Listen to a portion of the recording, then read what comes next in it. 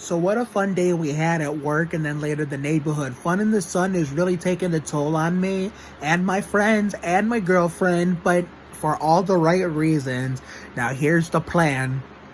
Before I get into tonight's video, the assigned video for the channel, tomorrow, weather permitting, if I feel like going out, even if it doesn't rain, we're going to do Nicole Alyse Nelson's, oh yeah, Jimmy Spencer, Todd Bodine, 26th birthday. I was drawing a blank there, so I was trying to remember who drove the 26 when in the early 2000s I started watching NASCAR. In 01 it was Spencer, in 02 it was Todd Bodine after Nemechek was booted out due to Kmart filing for... Is it called Charter 11 bankruptcy or Chapter 11? I don't fucking know, but I'll have to look this shit up when there's videos over, so yeah. It's called Charter something chapter, I don't know, but they filed for bankruptcy, let's just put it that way. That's why they rebranded as the Discover Card number 26 Ford with Todd Bodine, starting at the MBNA Platinum 400 at Dover. So that's all she's going to be, and it's going to be episode 2 of the Ward Burton Speech School. I'm going to post a flashback of that on my YouTube TikTok account, you know. So go follow that. Link is in the description. I'm gonna post that as to promote episode 2 for tomorrow, and then Saturday will be the NASCAR Busch Series live stream at Road America, because it's sadly the only race I'll be able to watch this weekend, and I'll tell you why. Because Sunday for Winston Cup, I'm skipping it to go to Cedar Point for 4th of July with Daddy-O and his fiance, so I'm gonna vlog that, but you probably won't see that until Tuesday, because that shit takes a lot of editing and stuff, and therefore it's a lot of work. You gotta piece together all the clips, on the phone and then the computer and blah blah blah blah blah blah, and then Monday I will, we recorded, me and my neighbors, Dom Farrago and Vinny Farrago, the latter of the two, who used to be on YouTube. We recorded some promos for my upcoming Tim Duncan Can I Recreate series. So you're going to be seeing that on Monday. So I hope you guys look forward to that. But right now, I want to talk about the nuke that dropped in the NASCAR world yesterday. Because of all the rain we had the last 2 days. It's official. Trackhouse Racing with Pitbull and Justin Marks bought out Chip Ganassi Racing. Luckily, Chip's going to finish this 2021 season for the last year of his NASCAR team. But unfortunately, the team I rooted for during my days in the Brook Park House on Sandhurst, and the twilight of my days in the Lenore House in Michigan when Juan Montoya was there in the 42 car under the Texaco Haviland sponsorship and then later the Target sponsorship, that team is sadly not going to exist anymore. It's I thought they were just expanding, without doing anything crazy like that, but wow. So here's my thoughts. It's shocking to me that this happened, I had a soft spot for Ganassi when Montoya was there, but then if you remember correctly, I already hated Larson at that time, for costing Ty Dillon the truck championship in Homestead in 2012 in the Ford championship week in the close of the 2012 NASCAR season. So therefore, when Larson was tapped to replace Montoya, who in the 42 car when Montoya was leaving to go back to open wheel, I was more so. I hated Larson. My hatred for Larson actually went up, and I hated him even more. I was salty about him replacing Montoya. I'm so salty about Montoya getting replaced by Larson that I blame Montoya getting fired by Ganassi on Larson, even though that really wasn't Larson's fault. And not only that, I also took it out on his fans, had nothing to do with it, and I also was the biggest asshole to his fans too. Even after the whole well, to be fair, at one point I stopped shopping at Target until they left Larson when I still hated him, the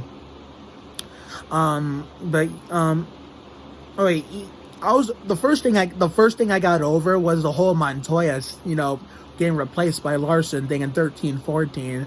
I was pretty much over it by 2015-16 and everything, because by then Montoya was starting to bore me, so therefore I really don't pay much attention to him like I did in high school when I went to Berea and still lived in the Sandhurst house in Brook Park.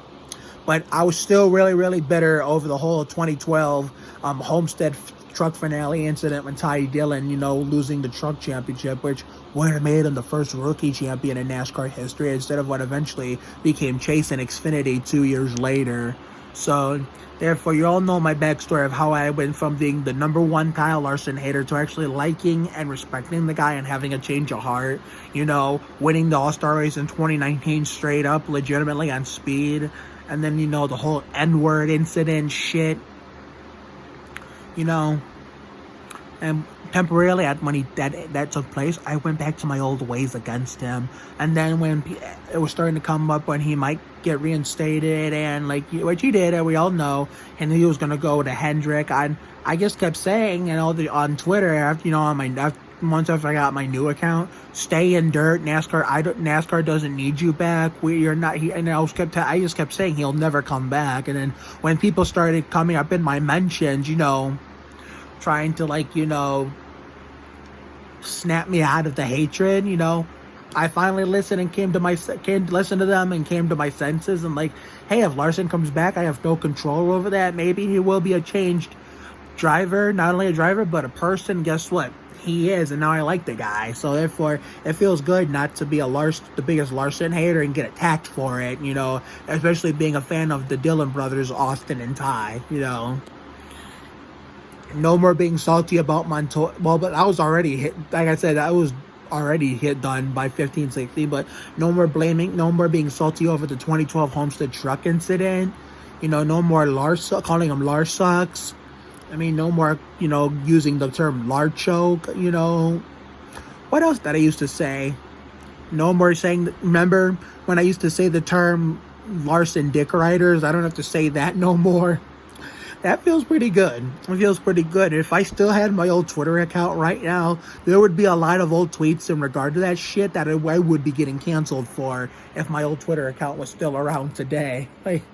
That makes me, this whole cancel culture thing, with, people getting canceled on Twitter just because they tweeted something in 2012 or 2016 or something like that, that kind of makes me glad that my old Twitter account, where it had a lot of old tweets I would have been canceled for, makes me glad that shit is gone. So, I wish Chip Ganassi Racing nothing but the best in the future endeavors to focus on the IndyCar and IMSA teams.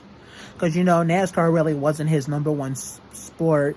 They were only good because in NASCAR the first 2.5 years because of Sterling Marlin until, Marlin had the wreck in the Monte Carlo 400 with the chest and shoulder injuries, crashing with his teammate of all people, the Target 41, Jimmy Spencer, that later Casey Mears made famous, and, Jeff Burton. And then Jeff Burton, was at it again with Marlin. This time I remember, him watching a rerun of that race, saying he was dejected on the radio, saying that I tried to slow up and I did not mean to get into him. I probably would have been dejected as well, knowing I hurt somebody by accident without realizing they were hurt. Because if you guys remember, who also watched it live, because I didn't, because I had a little calling 911 as a joke and my dad wanting to kill me that day. I was 8.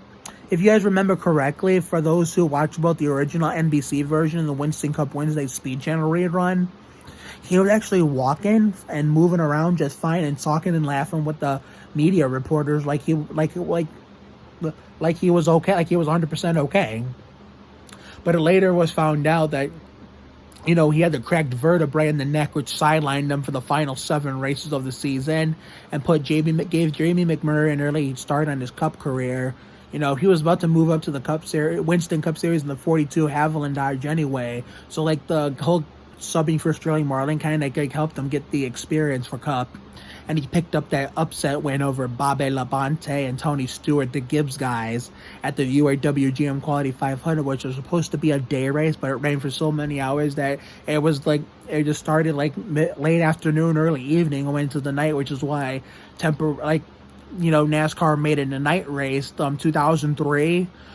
Well, originally it was going to be from 2003 to 2016, because 2015 and 16 were actually supposed to be night races when they later renamed it to the Bank of America 400. But look how that turned out after the last true night race in 2014. When the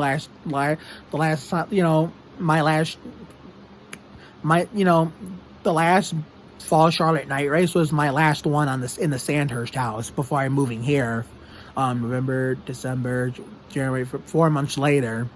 Because 2015 was supposed to be a night race where I could just have fun, watch that all night on NBC, and the next day go to Chicago for the Ricky Martin concert and just relax without having to worry about missing the race.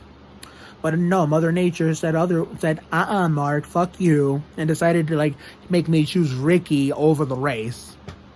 And then 2016, that was supposed to be a night race too, but then rained again and poured it to Sunday afternoon. So yeah, it's they did the same thing with the Sharpie 500 in 2016. Although to be fair, they actually got some laps in under the lights, but then when it started raining, it turned into a monsoon, both in the sky and on the track. Even part of the track was flooded. You can even see the puddles going underneath the cars, and shockingly, it did no damage to the suspensions or the internal roots of the cars. So they had to postpone it, make them come back the next day. I woke up late and tuned in late, but even if I would have tuned in on time to finish the race, Sunday afternoon, it just wasn't the same.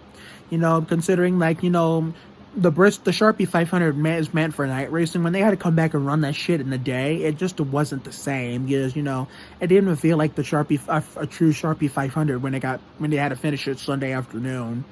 It just didn't. The Firecracker 400 in 2014 and 2019, same thing. They were supposed to run that Saturday night, but Mother Nature said otherwise and made them run it Sunday early, midday, late morning, early midday, and just really wasn't the same. I mean, it wasn't really the same for those like me who got used to the Firecracker 400 being at night, because the generation before me saw it in the daytime. But, I got to experience that for the first time in 2014, but it just still felt weird. It was kind of cool to experience, but at the same time it felt weird. But hey, what can you do? I met Montoya. I almost got to fly in a helicopter, with a Ganassi helicopter, with my dad to MIS that one year in June 2007. Because we were going to drive halfway, stop where the Goodyear blimp was, and then go fly in that helicopter and land there, which I was 13, that would have been cool, but unfortunately that deal fell through. Trying to see those crew members on Montoya's team that I met the day I met Montoya at MIS in August 2011. I don't know what they're up to now, and it's more than likely I'll never see them again. But I got to be in Montoya's pit all day. I was in his garage stall. I met him, got a picture with him. He signed some of my stuff. My dad got a picture with them, because my dad was the main reason why I was a Montoya fan in NASCAR starting in 2007, when Kyle Petty was on his way out. My favorite driver at that time. At one point, I was rooting for both of them. So I had a lot of good memories cheering for Montoya and Ganassi until Ganassi decided to drop Montoya. It's not that I hated Ganassi; it's just that I hated Larson, but not anymore. Considering that it's a whole new generation. The only driver I still necessarily hate these days is Ricky Stenhouse Jr., Bitch Boy Ben especially. He's number one on the shit list. Drew Dollar, Sheldon Creed, Ross Chastain.